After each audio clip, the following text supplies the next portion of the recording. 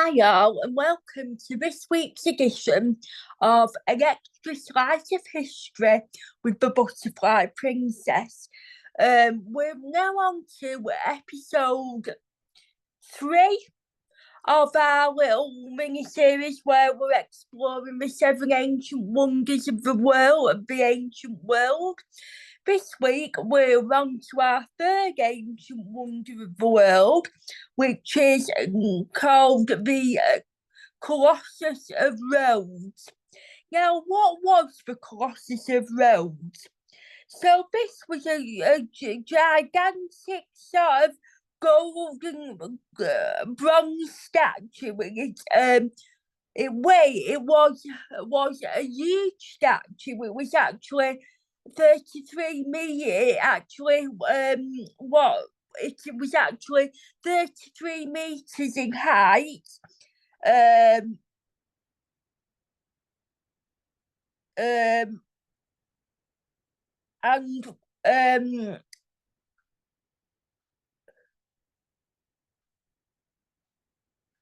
it was an actual the statue was of the ancient Greek god of Helios, which was the sun, god of the sun.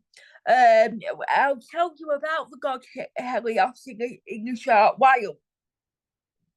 So it was located, this Colossus of Rhodes, this huge statue of the god Helios, was actually located on the harbour of the city of Rhodes, hence the name the Colossus of Rhodes.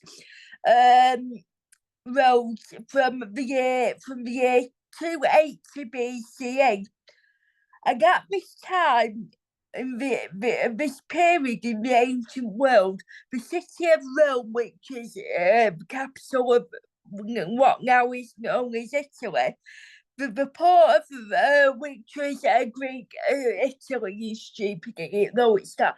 Rhodes is a Greek island, one of the Greek islands. I've never been, but it's meant to be a lovely, picturesque island.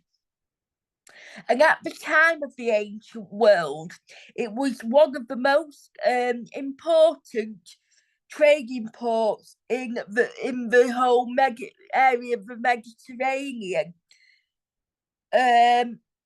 It was made by a local sculptor. I can't pronounce his name, and what he used to create this bronze statue included sheets of bronze, and this quickly appeared on travel lists for tourists to go on.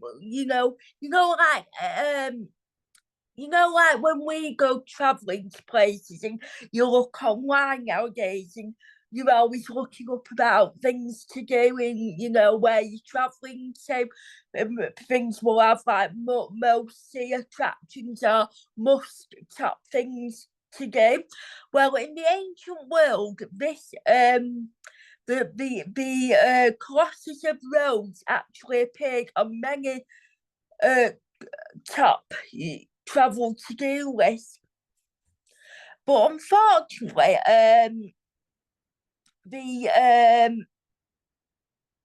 the giant statue of the god Helios didn't last long, and it was unavailable to see today because it was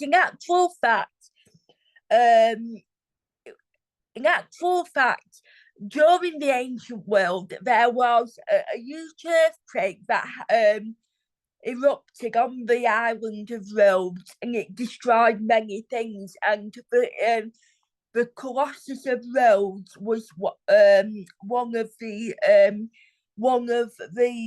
monuments that were destroyed in the earthquake.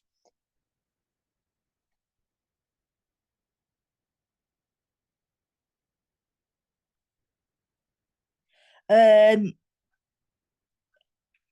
and it is estimated that this earthquake erupting that would eventually destroy the Colossus of Rhodes. This earthquake is estimated to have erupted between the years of 228 or 226 BCE. And when it was destroyed, it left the earthquake in its wake left a lot of debris, and that did include debris from the from this Colossus of Rhodes, and these broken pieces from this statue were littered the docks of Rhodes for a millennium. That was until it was finally melted down, and what was melted down was used as scrap in the mid-7th century CE. So obviously, now I've told you a bit about the Colossus of Rhodes statue. You're possibly wondering now who this Greek god Helios was. And you're probably thinking he must have been an important god for the ancient Greeks for them to build a gigantic statue of him. So now I'm going to tell you now a bit about who Helios was. So Helios was the Greek god of the sun, and he was one of the offspring of one of the titan of two titans called Hephaestus and Thea. Now, I've probably discussed. Well, I'm going to discuss the Titans in a future episode of Women Who Have Shaped the World, who have shaped worldly belief, because she actually originated from the Titans, or she was one of the mothers of one of the Titans. But I'm going to not quite go into too much detail, but the Titans were the first rulers of the heavens and the underworld. They were the first rulers before the gods of Olympus came along. So they were before the Greek god of Zeus and so forth. Now, we don't know much about the god Helios, because he wasn't a very it wasn't a very large subject of that spread quite widely throughout the islands in the country of Greece. What we do know about the information that we do know about the Greek god Helios is all thanks to the ancient Greek philosopher called Plato, who was a student of Socrates, and later on he became the teacher for another Greek philosopher named Aristotle.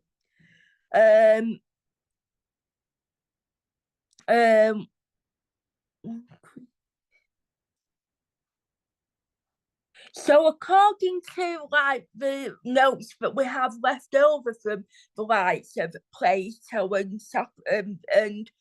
and his teacher Socrates, people would often go and pray to the sun god Helios each day, and each day, not only was he worshipped each day by prayers, but he was also worshipped more specifically on the island of Rhodes, hence why they created this huge statue.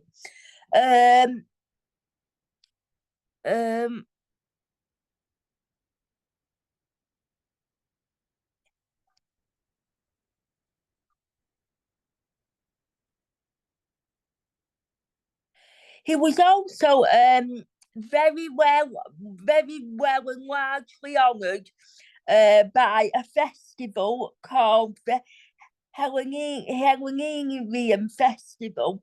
Can't pronounce that word properly, so I will spell it out. So that is spelled as 1 minute. Let me get me get the So it's spelled Hotel Alpha Lima India Echo India Alpha, the festival. And this was one of the highlights of the religious calendar that took place on the island of Rhodes. There would also be a number of there was a number of games known as Pan-Hellenic games that were very similar to that of the ancient Olympic Games. For those of you who don't really know much about your ancient Greek history, for people who do know, the Olympic Games did actually originate from the country of Greece. And when we're talking about Hellenistic or Hellenic or something, it's worth noting that when we use them terms, we're referring to anything that sort of known as Greeks or Greek, because it's interesting to note that during the ancient times, the Greeks didn't refer to themselves as Greeks or them originating from the land of Greece. They actually referred to themselves as Hellenistic. So that's where the word Hellenistic comes from, and that's why as historians, we refer to the ancient Greeks and the ancient Greek world as Hellenistic. So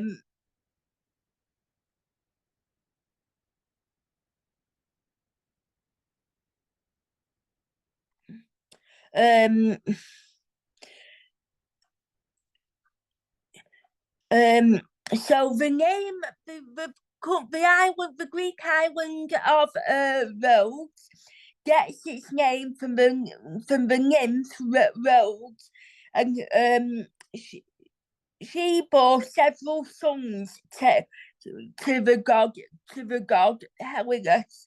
So she and the Greek sun god produced several children, several sons together.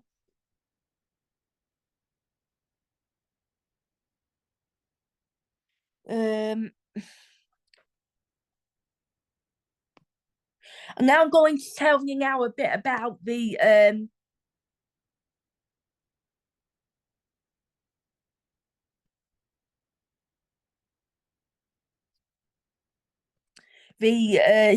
I'm now going to move on now and tell you a bit about the Greek island of the city of Rhodes.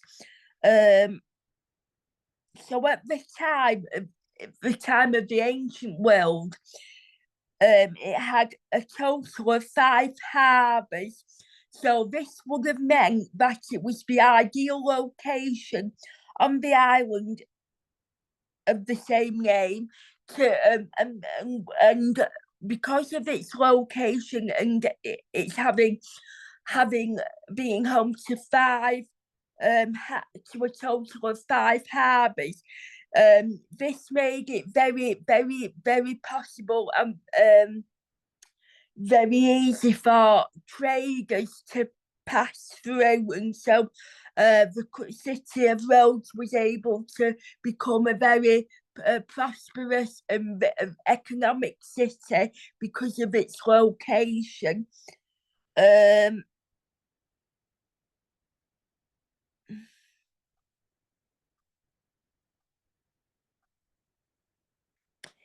it prospered even more under the successors of Alexander the Great. Obviously, we're all familiar with that. He was the Alexander the Great of Macedon, who conquered many places such as Egypt and Greece.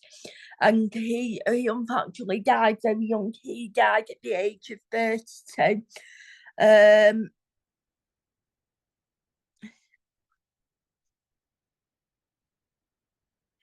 um,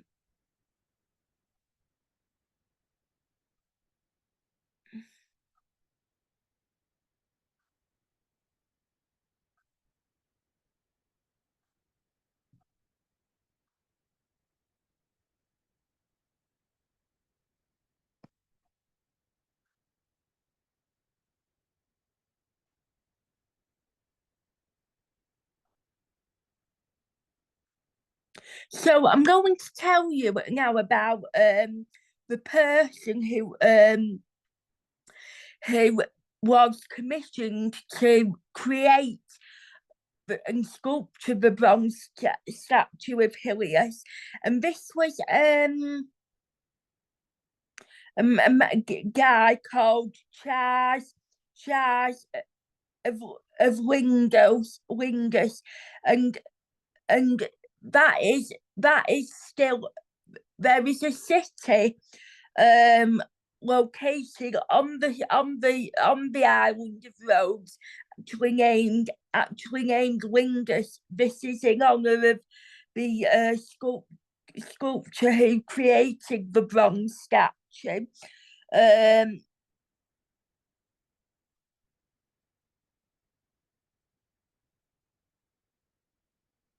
so it took many years to create and finish. It wasn't completed until the until the until the year of 280 BC, and it was heavily noted by a first century Roman writer who was a man by the name of Pliny the Elder. He wrote that it cost a total of 300 talents, and all in all, it took a total of 12 years to complete the structure. So it took many years. Um, um, um, when it was finally completed, I'm going to now give you some dimensions of the statue so you can get a picture of the colossal standard of the project. So when it was completed, it was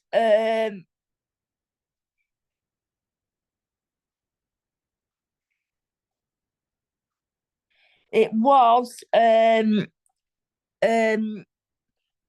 it stood around 70 it's some 76 cubics, or 33 meters. This equals to 108 feet high. The bronze sheets, uh, um, the bronze sheets were supported by a number of struts, and these struts were likely made of iron, uh, and to increase the stability of the figure of Helios. It was put, a lot of stones were added, and the purpose of these stones was to weigh it down so that it would stand in a more stable manner.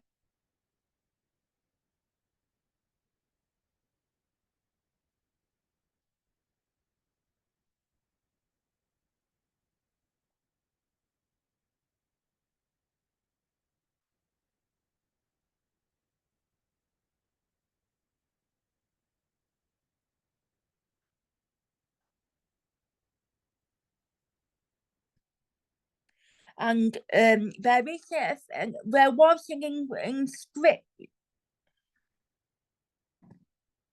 And on the base of the statue, there was an inscription, and I would like to quote this inscription. The quote is,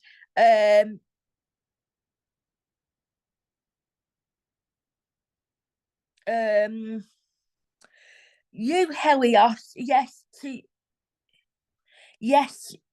you, the people of Dorian Rhodes, raised the Colossus high up to the heaven after they had claimed the bronze wave of war and crowned the country with spoils won from the enemy, not only over the sea but also on land. They set up the bright light of unfettered freedom, and that was an inscription that was written on the base of the statue. We don't know the exact location of where the statue was, the final location. This was because no ancient writers had actually disclosed where the statue was located in their writings.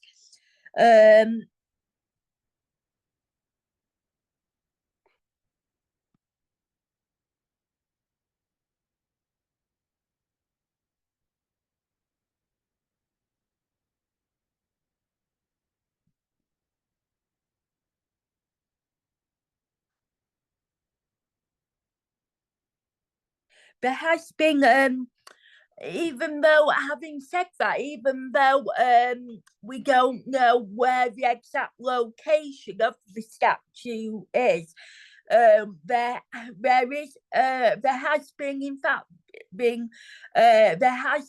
fact a number of possibilities that have been put forward.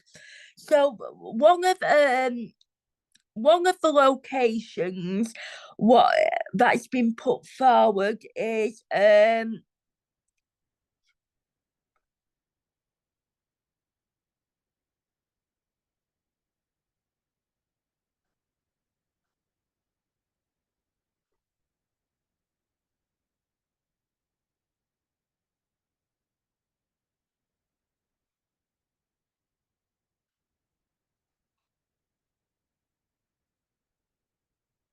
so we have a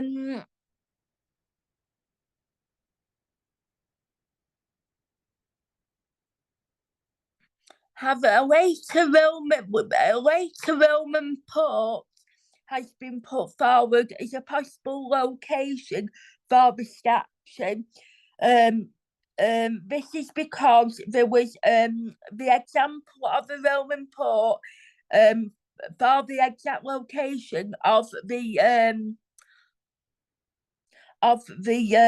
statue is the port of I can't pronounce it, so I will spell it out. So it's Oscar Sierra Tango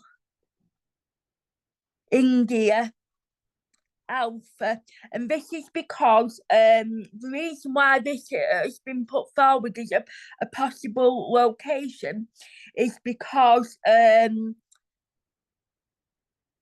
they had many statues near their harbours which may have mimicked the great example of Rhodes. For example, the medieval fortress of St. Nicholas itself, built on the site of an earlier church dedicated to the same state, still stands on the harbour McMurdo. Pagan monument sites were often reused by Christians as a parental symbol of the new order. There was a tradition in medieval times that the broken feet of the Colossus once stood here. However, there is more stronger evidence, so that is one possible location. However, there are much more stronger, more concrete evidence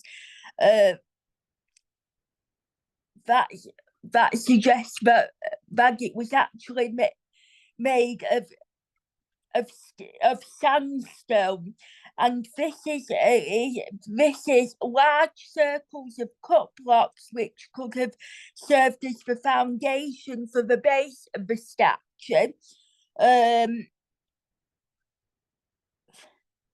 There were also fine, singular, slightly curved marble blocks randomly used in the fortress.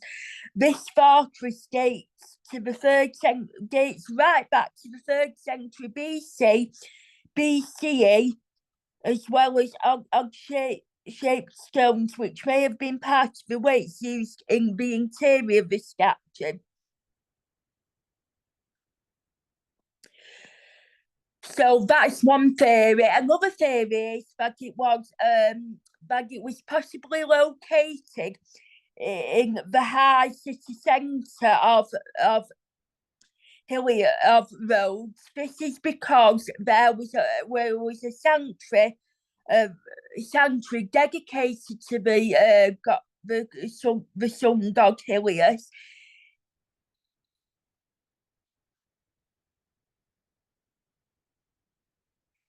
And all this, there is evidence of inscriptions and pieces of masonry that can be relied on. This can further strengthen the claim that it was actually located in the centre of Rhodes. This was because in the ancient world, Greeks made a lot of the ancient Greeks made a lot of statues of their polytheistic deities, and these deities were located either within the actual sanctuary where they worshipped, or very near to the sanctuary where they worshipped.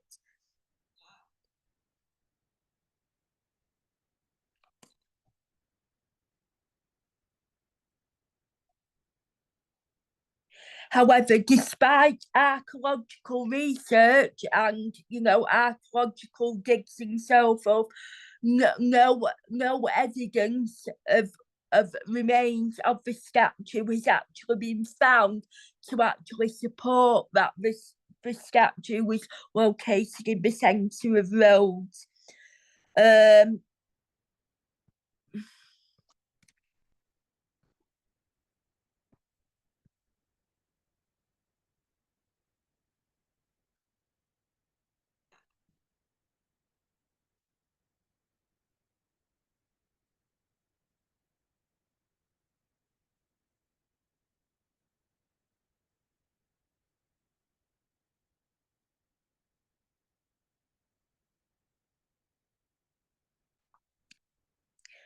Right, so the Hellenistic age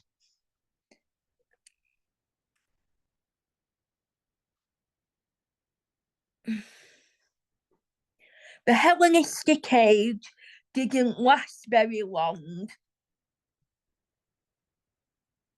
and neither did the Colossus either. That had a very short lifespan, like the Hellenistic age.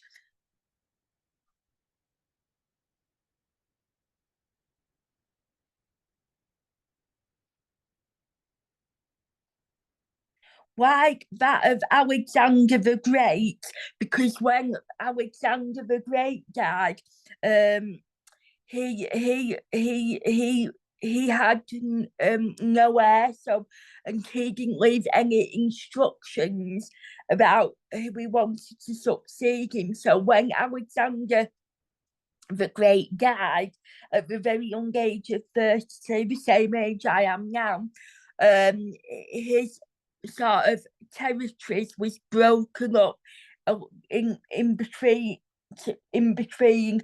the the men of his forces, and that was a very the Colossus of Rhodes faced a very similar fate.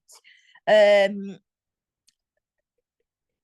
was shattered, crushed, and shattered into many pieces, and and it was eventually picked over by many different cultures.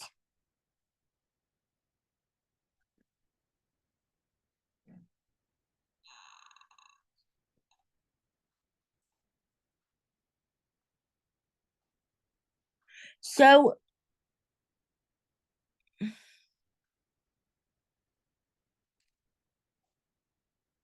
and I would just like to read this other quote that this is a quote um, um,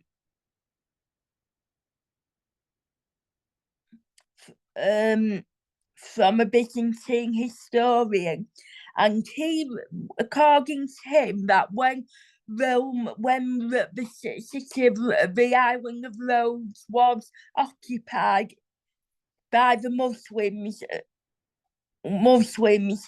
um, a Jewish merchant from the city of Edessa that was located in upper Mesopotamia bought the bronze wreckage of the Colossus, and melted it down and reused the metal, transporting it to the east using a total of 900 camels. So that concludes this week's uh, episode of An Extra Slice of History of the Butterfly Princess. Thank you for joining me, and join me again next week for when we discuss the statue of the statue of Zeus at Olympia. So I hope you can join me for that. Until then, bye bye for now.